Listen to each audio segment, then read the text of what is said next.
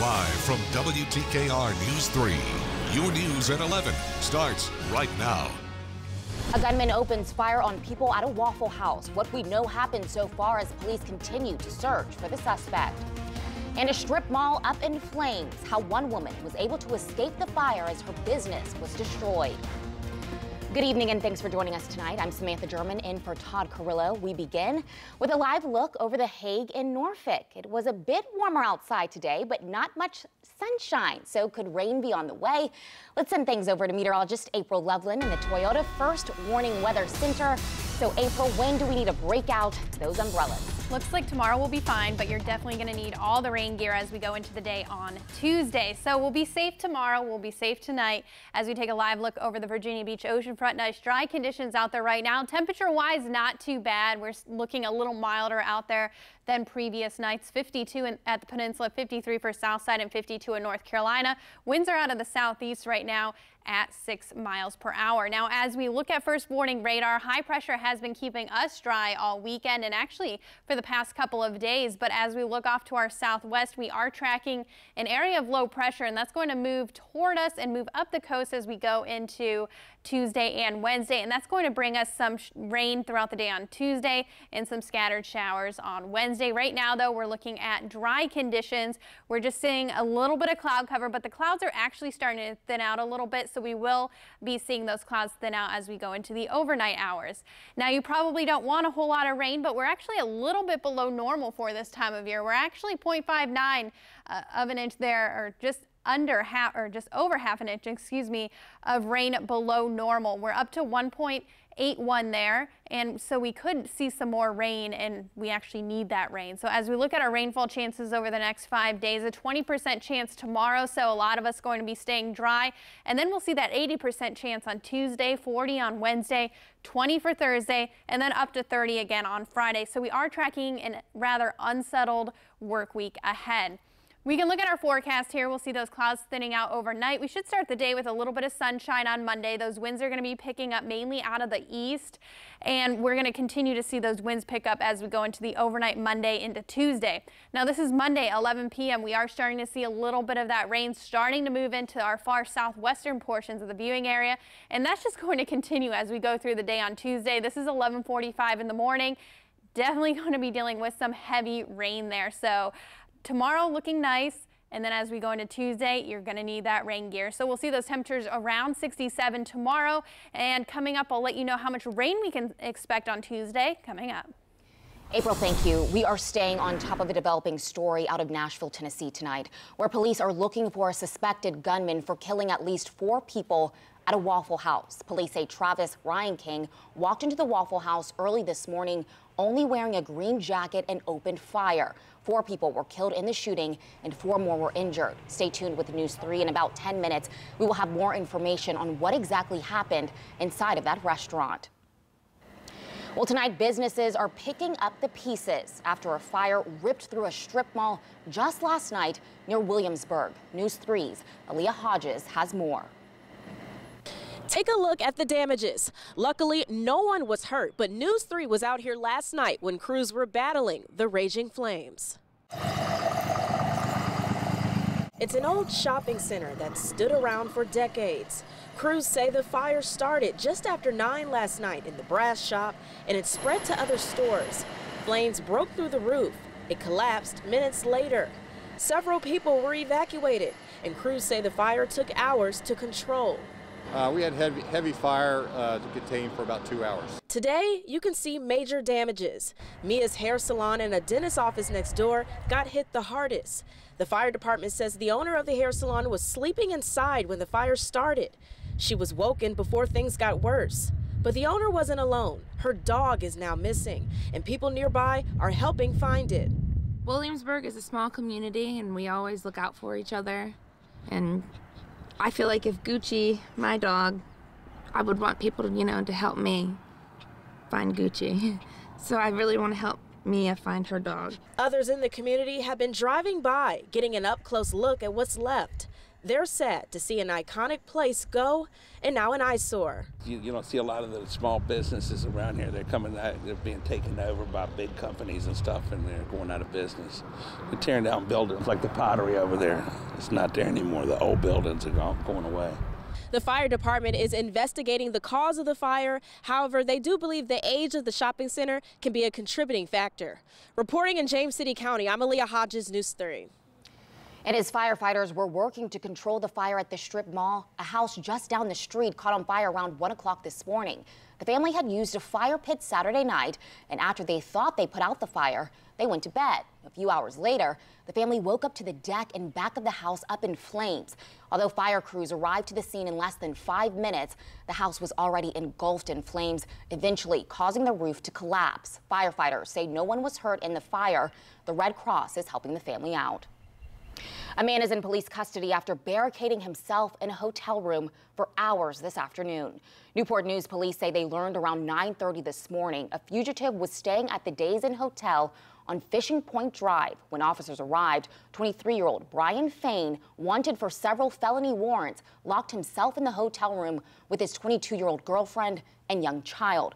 Police say the situation turned into a tactical situation around 1:30 when they were unable to get Fain out.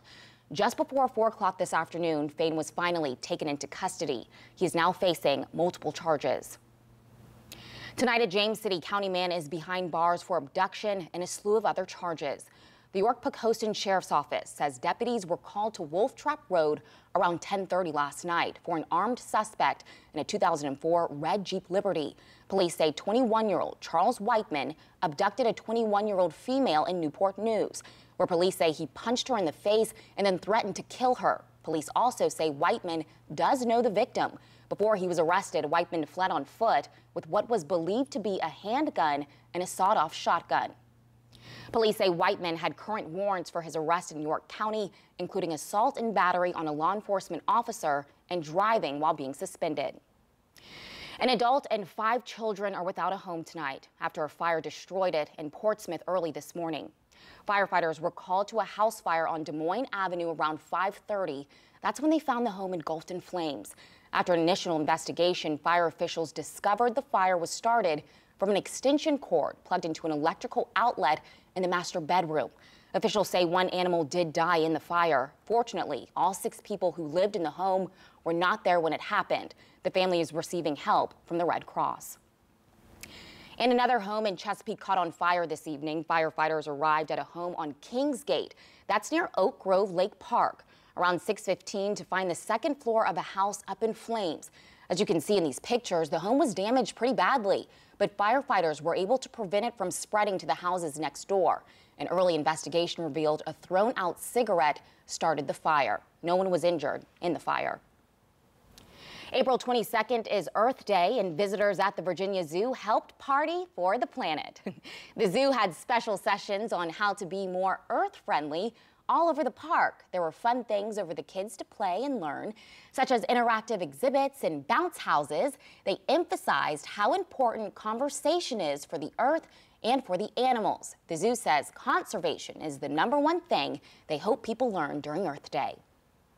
The things that people do have an impact on the animals, and so we like to teach people, recycling or, don't use straws, which is one of the biggest things this year. The zoo hopes people are able to take the tips home and start practicing them and sharing them with their families. Well, it was a big day for the World Mission Society Church of God in Newport News. The church, with nearly a dozen other churches along the East Coast, hosted a huge mega blood drive. Today, there were more than 2,000 volunteers to commemorate the New Covenant Passover on April 22nd. It's very important to give blood because we can see, just as we can give physical blood and save the life of someone who may be in need. The mega blood drive will continue throughout the month of April. A Virginia boy is getting a new kidney thanks to a Hampton Roads police officer. Just about a year ago, 13-year-old Ian Dennis went to the hospital after months of cramps and vomiting and learning he had stage 5 kidney failure. Ian's father is a veteran firefighter in Chesapeake, and when he and Ian's mother learned They were not a match to give their son a kidney. They took to Facebook to find some help. The post went viral and more than 40 people had blood work done to become potential donors, but nobody was a match. Finally, after 8 long months of searching, some luck for the family in the form of a Suffolk police officer named Josie Hall. I got the call and it was the day after Christmas, and she had said that I was a perfect match. Will you tell me about that day? I know it was a happy day. Yeah. I was nervous at first. The relief for the Dennis family was almost immediate. Last month, Hall's kidney was removed and given to Ian. Ian is now doing much better and says he cannot thank her enough. Hall says the two will always share a strong bond. The Virginia Beach oceanfront was painted purple this morning in honor of pancreatic cancer.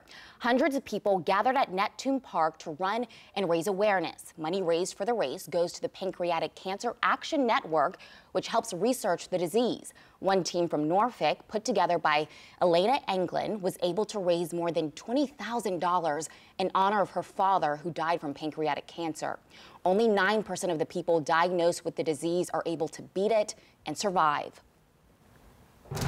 Well, still to come tonight, a gunman opens fire at a Waffle House, killing multiple people. Coming up on News 3, why one man is being hailed a hero. And from the Toyota First Warning Weather Center, dry weather today, but I'm tracking some unsettled weather to start your work week. I'll let you know when you'll need that umbrella coming up. Ryan King sat inside the pickup truck for 3.5 to 4 minutes just looking at people inside the restaurant. After about 4 minutes, Ryan King got out of his truck, armed with an AR-15 rifle, and started shooting. There were 2 persons standing outside the restaurant. They were the first ones who were hit, both fatally. Ryan King then entered the restaurant and began shooting. Police are still looking for the gunman who shot and killed 4 people at a Nashville Waffle House early this morning. Laura Podesta has the latest on the man police are looking for and what went down inside of that restaurant. Just before 3:30 Sunday morning, a gunman wearing only a jacket arrived at this Waffle House in Antioch, Tennessee, and started shooting. The Waffle House looks like there's a female at the location saying there's a male white who has no clothing on that's shooting at the location. We're getting multiple calls on this. Police identified the suspect as 29-year-old Travis Reinking. 6 people were shot. 4 of them, ranging in age from 21 to 29, were killed. James Shaw Jr., a customer, charged the shooter and grabbed his assault-style rifle. I just took it and I tossed it over the counter. He's being hailed as a hero. I don't think I want to be a hero. I think I just want to be James, and James used what he had to free himself, and in the midst of freeing himself, he saved, people. Police say Ryan King ran from the Waffle House after Shaw intervened. Investigators think he may have stopped at his apartment to put on pants. Ryan King remains at large and could be armed. He's murdered 4 times with no apparent reason and no apparent motive. Ryan King was known to law enforcement. The Secret Service said he was arrested last July in Washington, D.C. after crossing a barrier near the White House. Investigators say they have reason to believe he has some mental health issues. Laura Podesta, CBS News. One man who was at the Waffle House is being hailed as a hero today. James Shaw Jr. says when he heard the first 2 gunshots, he ran to the restrooms. Moments later, he says he found an opportunity to wrestle the gun away from the suspect. You have to either react or you're gonna, fold. And I chose to react because I didn't see any other way of me, living. And that's all I wanted to do. I just wanted to live.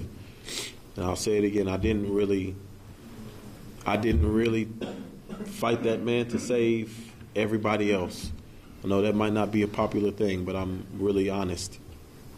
I'm gonna be honest to the core.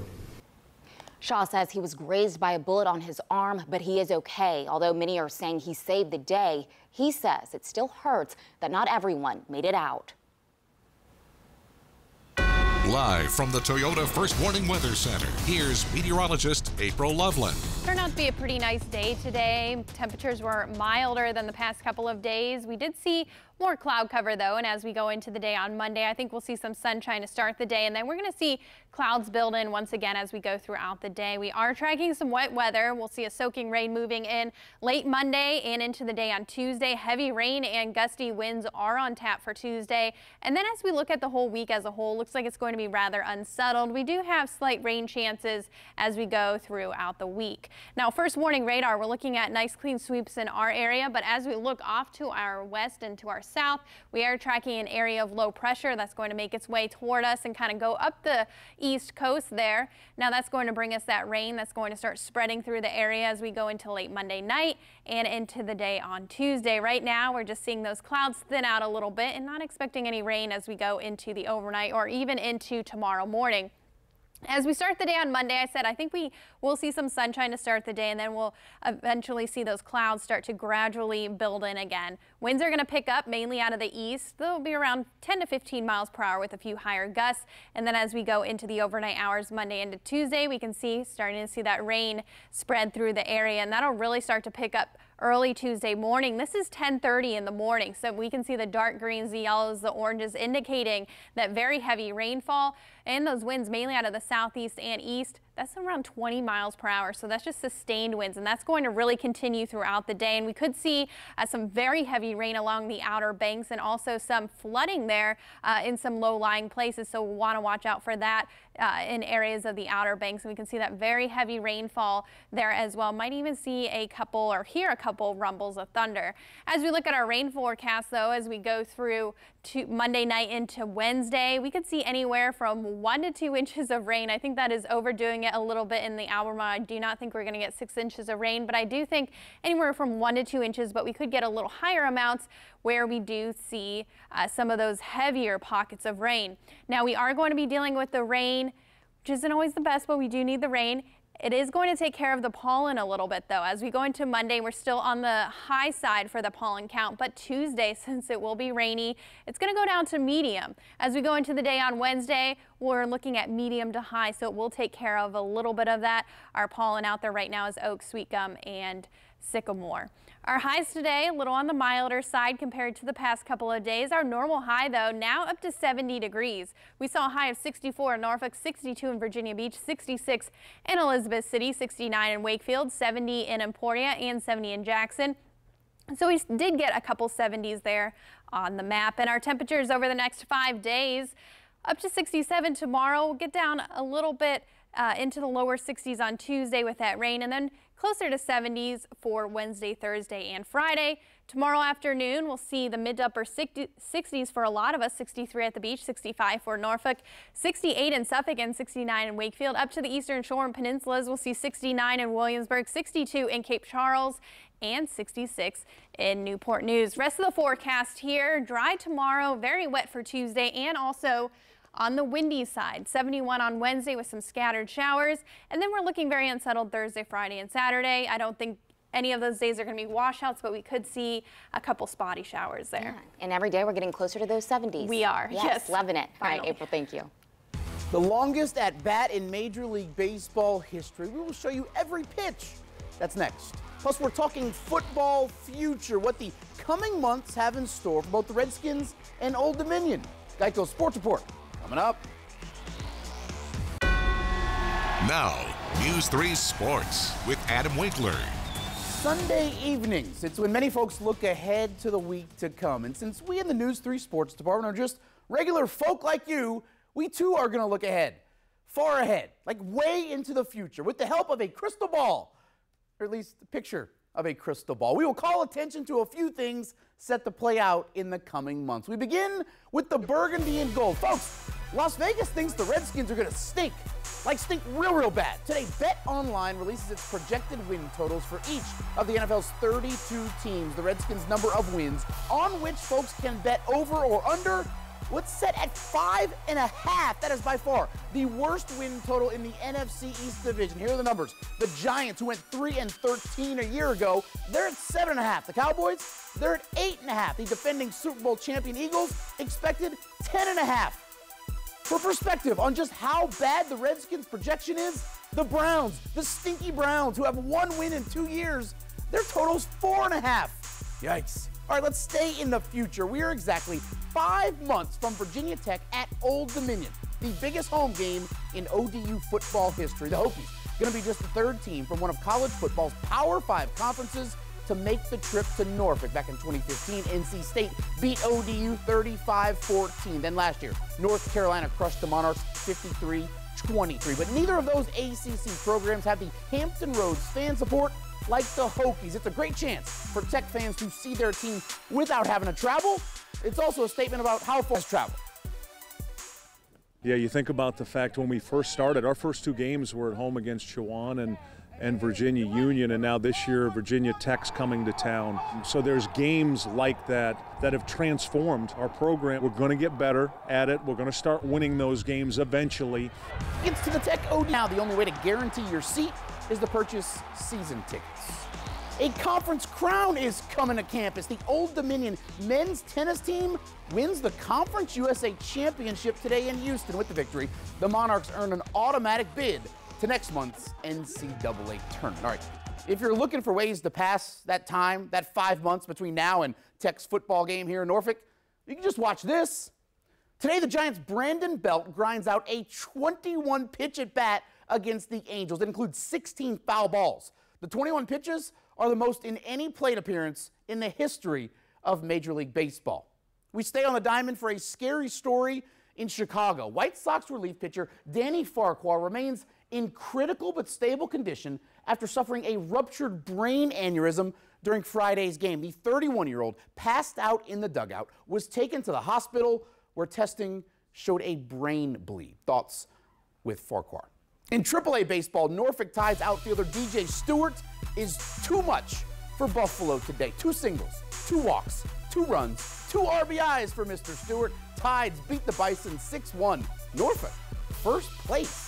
Norfolk Tides. Finally tonight, little NBA Game 4 of the best-of-7 playoff series between Washington and Toronto. Wizards down in the series, down in the game, but they close with a flurry. John Wall's jumper pulls the Wiz to within 2 right here. 2 minutes to play, a fight for the defensive rebound. John Wall's going to win the fight, and then he's going to go down the court, and he scores. Wizards lead 99-96. They close the game on a 14-4 run. They win 106-98, and even the best-of-7 series 2-2. Game 5 in Toronto Wednesday. You know, they say a series doesn't start until one team wins on the opponent's floor. That hasn't happened yet. Everybody's undefeated at home. So. A lot of close games tonight, too. Really good basketball. Right. All right, Wink, thank you. We'll have weather after the break. Well, did you have a great weekend? There's still time to make the best of it because the world is supposed to end tomorrow. Tomorrow. And we're not talking about the fun being over because you're going back to work. The world is actually ending. Armageddon, end of days. A numerologist named David Meade crunched the numbers and says the world as we know it will end on Monday, April 23rd. But don't panic just yet. David made the same prediction last year and was clearly wrong. I hope he continues to strike out. David, I hope wish you the worst of luck. Yeah, I think I'm going to be back here at 9 o'clock in the morning that's for why, work tomorrow. That's why Mitch took the weekend off. Yeah, because he knew. He's reading David's work. He's enjoying his last days, huh? And I won't be here tomorrow, so I'm enjoying. Apparently none of us will be. So how's the weather going to look for the last day? You know, not too bad. At least it's not going to be Tuesday. 67 on Monday. We are looking at partly cloudy skies, 20% chance for a shower. That's going to happen overnight. A rainy day on Tuesday. Good day to stay inside. Yeah. All right. Thanks for watching, you guys. Have a great week. Goodbye forever.